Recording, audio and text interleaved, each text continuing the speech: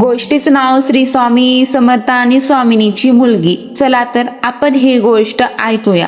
अक्कलकोट नगरीत स्वामी समर्थ महाराजांचा दिव्य दरबार रोज भरायचा. दूर दूरहून भक्त येऊन आपली दुःख सांगायचे, मार्गदर्शन घ्यायचे आणि कृपेचा लाभ घ्यायचे.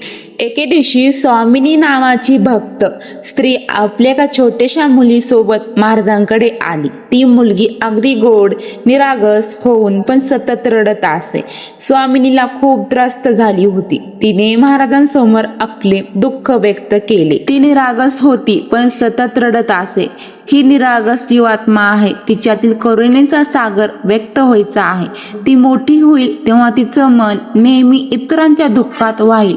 म्हणूनच ती आज असं रडते. तिचं रडणं म्हणजे जगाच्या दुःखासाठी अश्रू आहेत. स्वामी म्हणतात, काळजी करू नकोस, ती भविष्यात अनेकांना दिलासा देईल. इतकं बोलून स्वामींनी त्या मुलीच्या हातात प्रसाद ठेवला. आश्चर्य म्हणजे त्या क्षणापासून मुलगी शांत झाली आणि हसली. स्वामिनीच्या आनंदाश्रू वाहू लागले. या घटनेतून शिकवण अशी मिळते की लहानग्याती मोठं दैव बीज असू शकतं.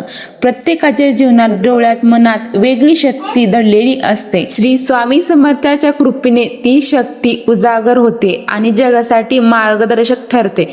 तर श्री स्वामी समर्थ. जय जय स्वामी समर्थ.